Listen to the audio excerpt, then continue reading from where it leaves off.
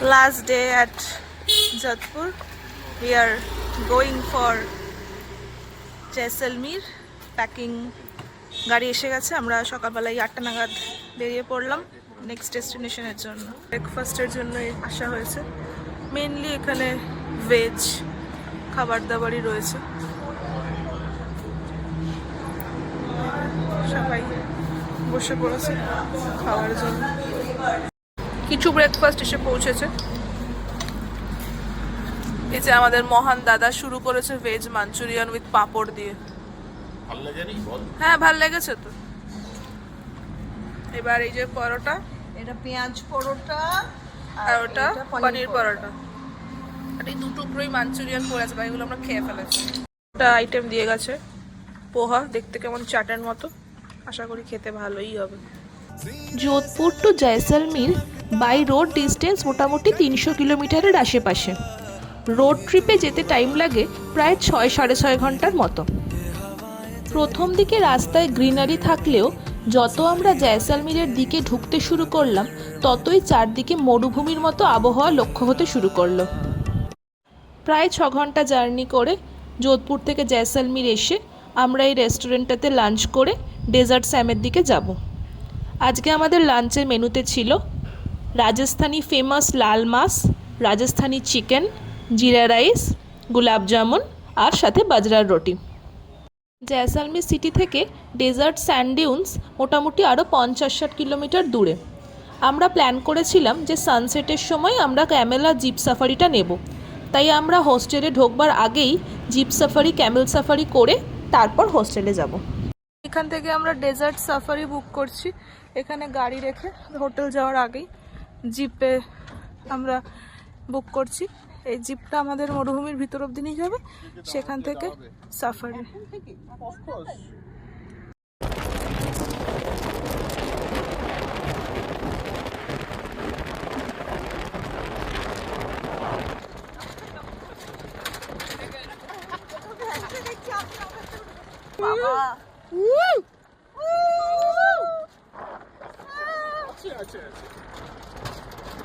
এবার ও কি একটা ভিডিওটা করো, একটা সাথে উঠতে পারছি না। দাঁড়া একটু গায়েব করে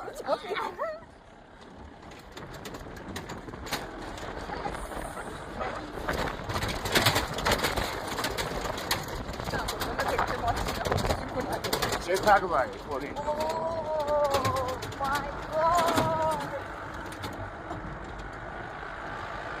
আচ্ছা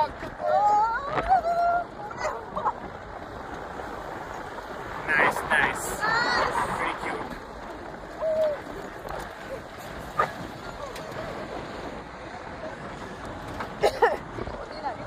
সব ছাড়ো।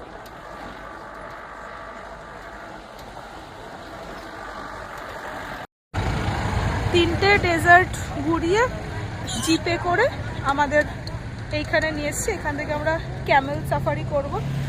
এই যে বসে আছে কিউট উটস।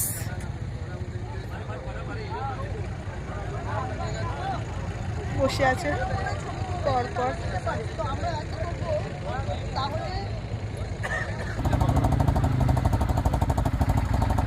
Hello ma'am, tata.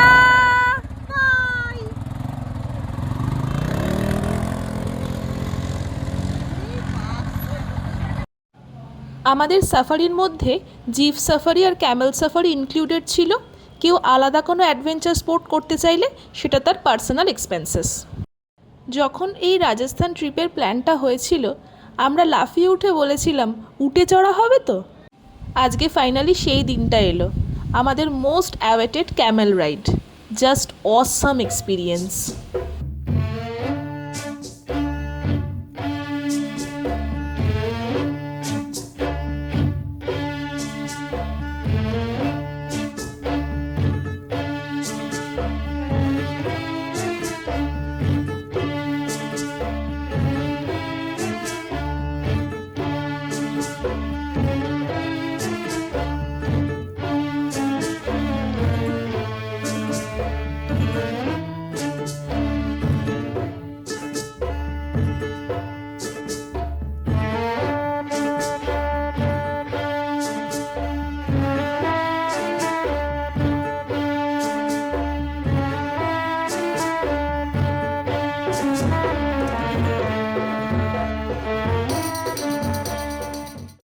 আমরা camel safari, jeep safari complete করে জস্টেল স্যাম ডেজার্টে এসে পৌঁছালাম। হোস্টেলে ঢোকার সময় রাজস্থানী কায়দায় এরা খুব সুন্দর করে আমাদের বরণ করে নিল। প্রত্যেকের কপালে চন্দনের তিলক পরিয়ে তারপর আমাদের ভিতরে ঢুকতে হলো। এইটা হচ্ছে আমাদের টেন্ট, জাস্ট অসাম। পুরো ডেজার্টের মধ্যে, এই যে পুরো বালি, এখানে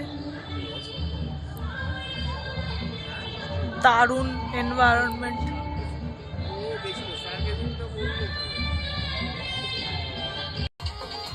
হোস্টেলে চেক ইন করার সময় আমাদের বলে দিয়েছিল যে আর কিছুক্ষণ বাদেই স্যাম ডেজার্ট ক্যাম্পে উইকেন্ড স্পেশাল একটা রাজস্থানী কালচারাল প্রোগ্রাম রয়েছে। তাই আমরা টেন্টে ঢুকে ফ্রেশন আপ হয়ে এই কালচারাল প্রোগ্রাম এনজয় করতে চলে এসেছিলাম।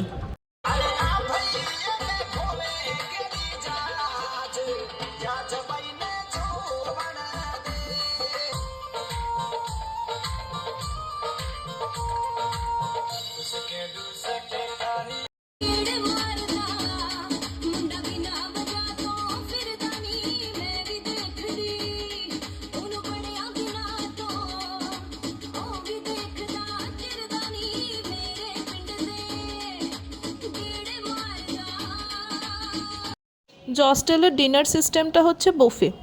তো আজকে এই বুফেতে রয়েছে রাজস্থানের ফেমাস ডাল বাটি চুরমা, আমরা ফ্রাই করব আজকে। दिखाइए कैसे बनाते हैं।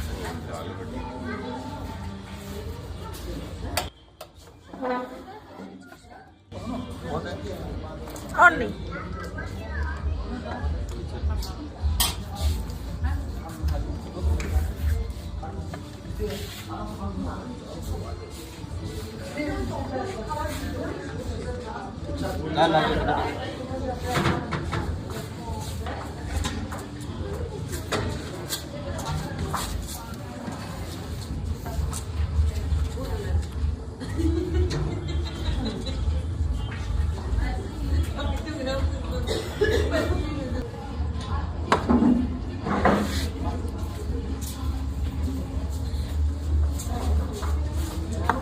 ये तो राजस्थान का फेमस है ना food.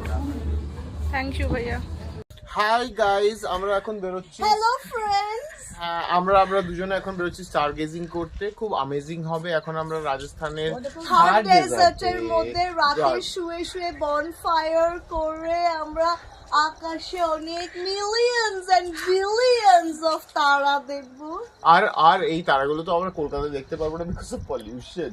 O my god.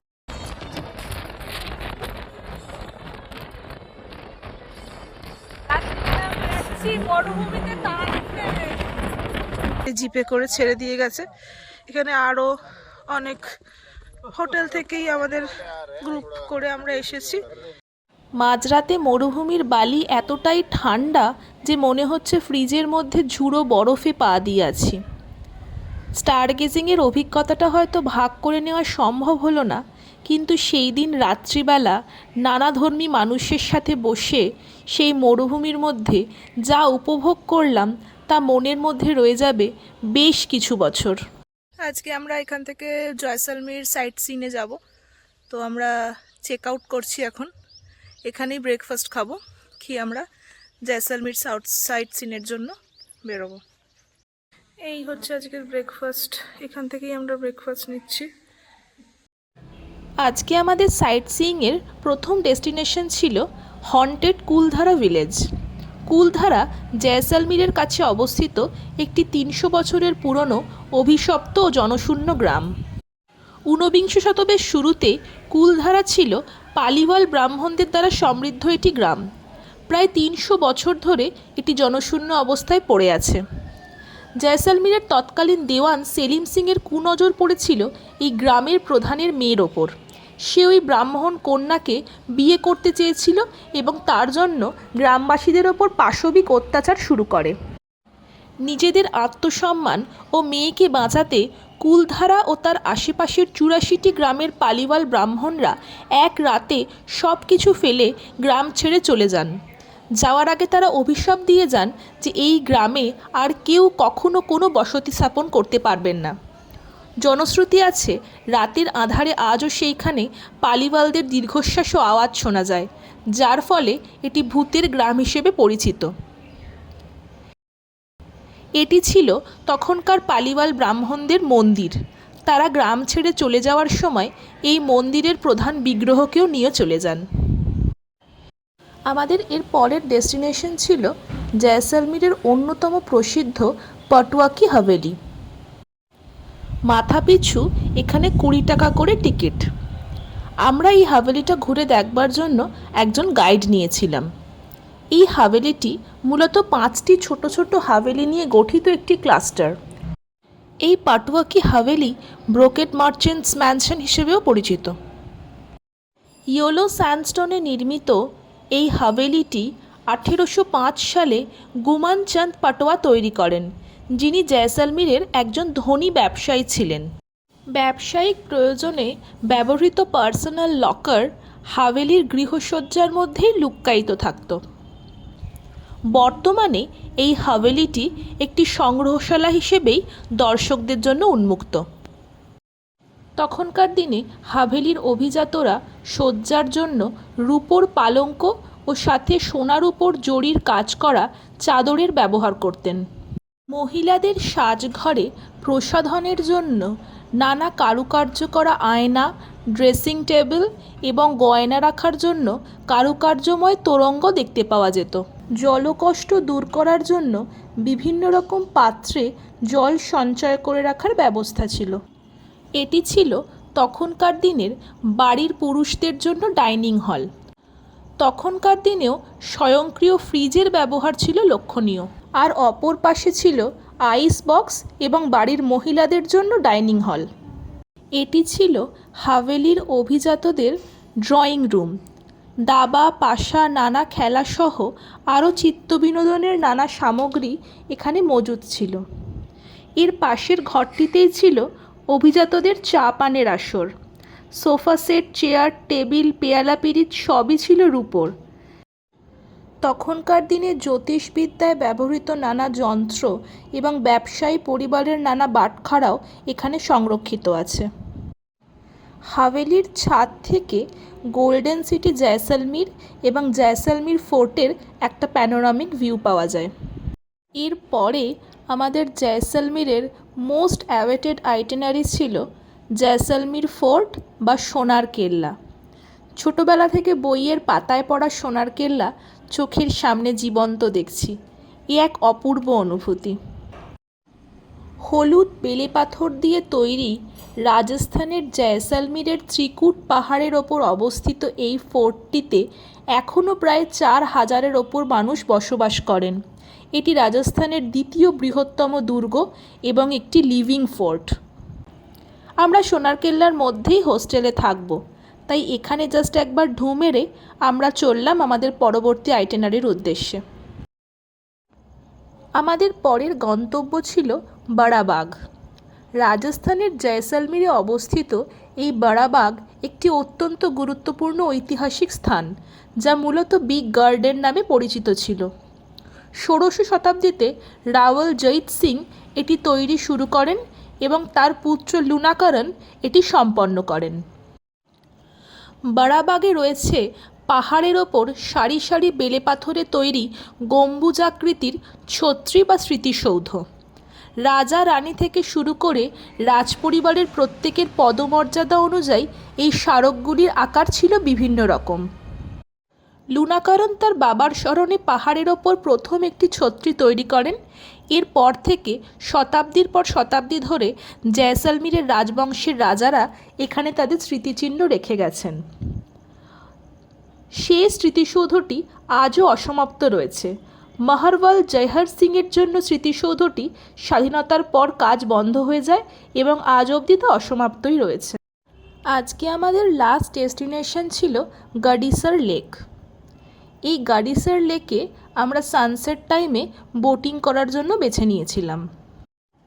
গাডিসার lake বা গাডিসার হ্রদ হল ভারতের রাজস্থানের জয়সলমীরে অবস্থিত একটি কৃত্রিম হ্রদ।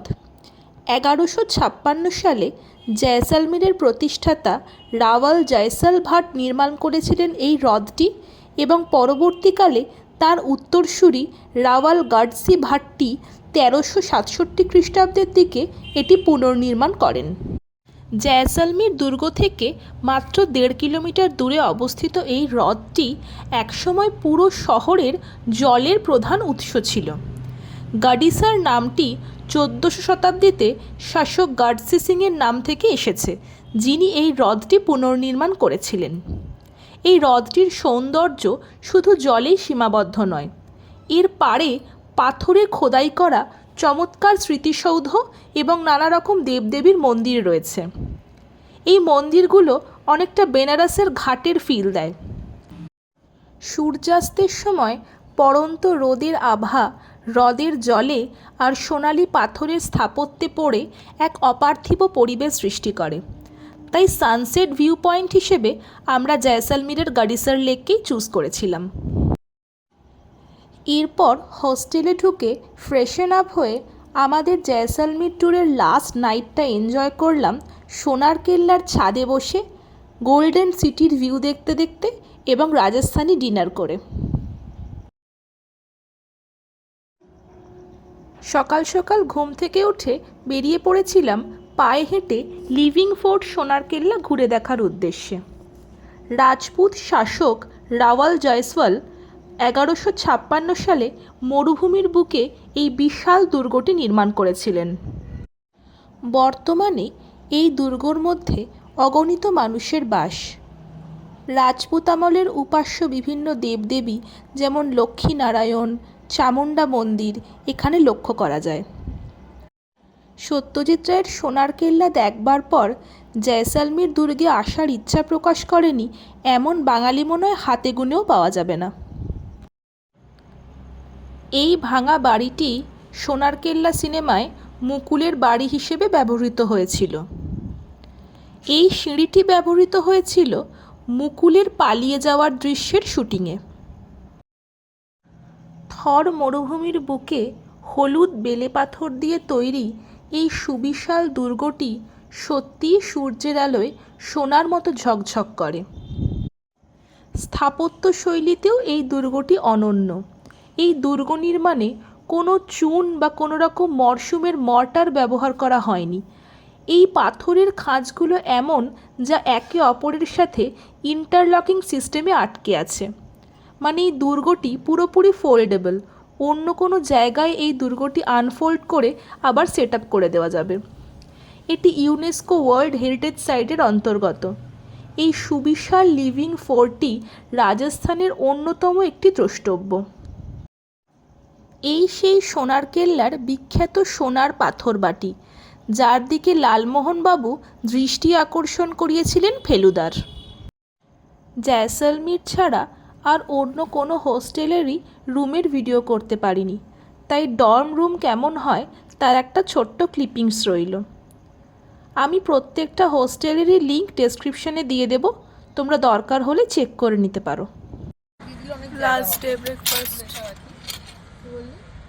Last day breakfast check out করছি হোটেল থেকে। আমাদের আজকে ফ্লাইট 2:55-এ, তো এখন চেক আউট করতে হবে আমাদের।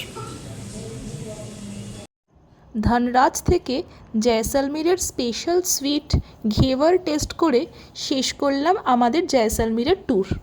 সব ব্যাগেজ প্যাক করে হাতে সময় নিয়ে আমরা এয়ারপোর্ট ঢুকলাম। জয়সলমীর এয়ারপোর্টটা পুরোপুরি একটা মিলিটারি এয়ারপোর্ট। আমাদের এখান থেকে দিল্লি যাওয়ার ফ্লাইটটা ডিলেড ছিল। জয়সলমীর থেকে দিল্লি পর্যন্ত ফ্লাইটটা আমাদের বেশ টার্বিউলেন্ট ছিল। এয়ার পকেট এবং আরও কিছু টার্বিউলেন্স আমরা ফেস করি। দিল্লি এয়ারপোর্টে নেমে নির্দিষ্ট বাসে আমরা টার্মিনাল চেঞ্জ করি। তারপর লেওভারের কিছুটা টাইম খাওয়া দাওয়া করে নেক্সট ফ্লাইট ধরি কলকাতার উদ্দেশ্যে। যেভাবে রাতের কলকাতা দেখতে দেখতে উড়ে গিয়েছিলাম ব্লু সিটির উদ্দেশ্যে, সেভাবেই আজকে গোল্ডেন সিটি থেকে রাজধানী হয়ে ফেরার সময় পড়ল সেই রাতের আকাশ। পরের ট্রিপ কবে? কালকে সকালবেলা। কোথায়? কাল সকালে অফিসে। ওকে, তাহলে পরের ট্রিপে আবার দেখা হচ্ছে। আমরা এই সাগরদাকে আমরা নিয়ে যাচ্ছি না বেড়াতে। সাগরদা খুবই যোধপুর জয়সলমীর ট্রিপ এই পর্যন্তই। আবার দেখা হবে অন্য কোনো ট্রাভেল ব্লগে। Till then, take care.